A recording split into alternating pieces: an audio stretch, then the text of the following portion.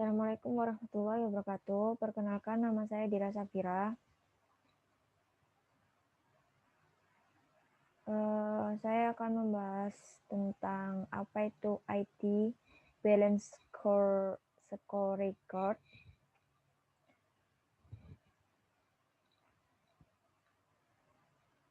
Jadi, yang pertama saya akan membahas pengertian, yang kedua faktor-faktor, dan yang ketiga konsep, dan yang keempat perancangan, dan yang kelima studi kasus. Pengertian balance scorecard merupakan pengukuran kinerja yang dikembangkan oleh Kaplan dan Norton, di mana digunakan untuk mengukur kinerja, manajemen atau strategik manajemen sistem dari visi dan strategi perusahaan dan diterjemahkan ke dalam aspek penting dalam suatu bisnis. Untuk faktornya ada 4. Yang pertama, corporate contribution, untuk menunjukkan bagaimana pihak manajemen pimpinan menilai atau melihat organisasi IT. Dan yang kedua, customer orientation, untuk mengetahui hasil kinerja IT berdasarkan cara pandang user menilai atau melihat hasil-hasil organisasi IT. Dan yang ketiga, operational excellence adalah operational excellence yang berisi ukuran efektivitas dan efisiensi proses IT. Dan yang keempat, future orientation adalah future orientation yang berisi ukuran-ukuran yang menggambarkan bagaimana posisi IT dalam tantangannya ke depan. Untuk konsep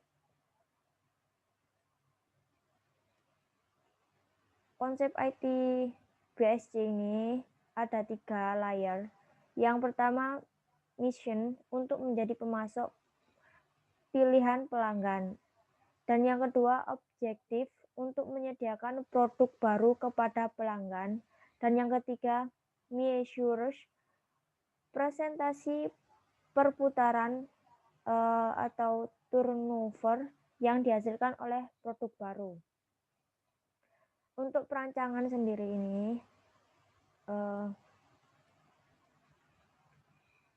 yang pertama,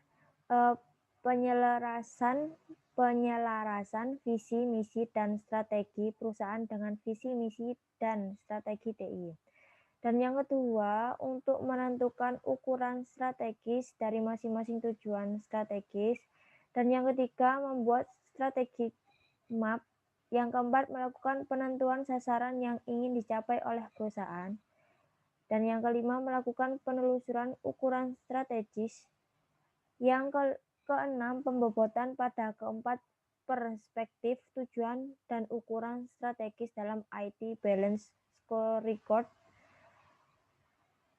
Dan yang ketujuh, melakukan evaluasi untuk memperoleh hasil pengukuran dalam bentuk diagram layang. Dan untuk studi kasusnya,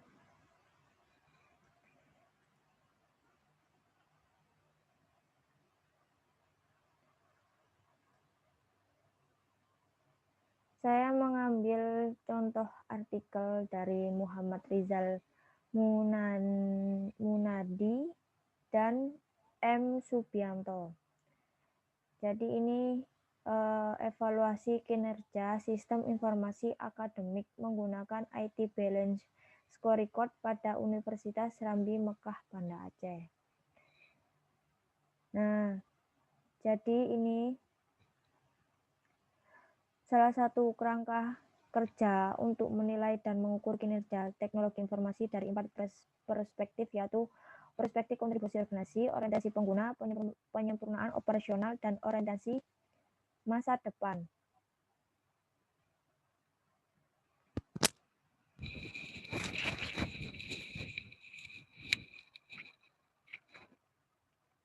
Dan pembuktian metode ini dapat memberikan hasil pengukuran yang berimbang mengenai kinerja teknologi informasi yang digunakan untuk mencapai tujuan organisasi. Nah, ini si penulis ini mengevaluasi kinerja sistem informasi akademik di Universitas Rambi Mekah Banda Aceh ini dengan menggunakan IT Balance Scorecard.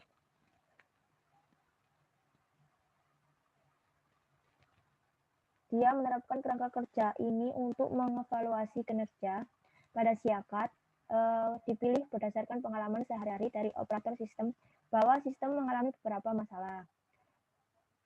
Masalah ini termasuk kinerja dan integrasi sehingga terganggunya aktivitas pelayanan akademik. Dan manajemen USN mengalami kesulitan untuk mendapatkan informasi. Dan penggunaan metode ini diawali dengan menyusun sejumlah indikator kinerja sistem yang diturunkan dari 4 perspektif IT-BSD ini dan menyesuaikan dengan tujuan strategis institusi sehingga melahirkan sekumpulan paket kuesioner untuk mengukur kinerja sistem. Nah, berdasarkan pandangan operator sistem dan tenaga IT di USM, jadi hasil evaluasi menunjukkan bahwa tingkat kinerja siakat masih di bawah target berdasarkan indikator efektivitas pelayanan administrasi akademik, kepuasan operator sistem, peningkatan kompetensi operator sistem, kualitas sistem, dan peningkatan keahlian staf IT. Dan penulis ini juga berhasil mengidentifikasi tujuan strategis yang memainkan peran paling penting dalam pengukuran kinerja sistem informasi secara keseluruhan. Hasil analisis dapat disimpulkan bahwa metode ini dapat mengungkap kinerja sistem yang berkontribusi untuk organisasi saat ini dan bisa menjawab tantangan masa depan. Dan hasil akhirnya menawarkan alat yang berguna bagi para pengambil keputusan di USM untuk mengevaluasi dan meningkatkan kerja sistem informasi akademik. Jadi si penulis ini sudah berhasil. Hasil akhirnya itu dia menawarkan alat yang berguna bagi keputusan di USM ini dan bisa mengevaluasi dan meningkatkan kerja sistem informasi akademik di universitas tersebut.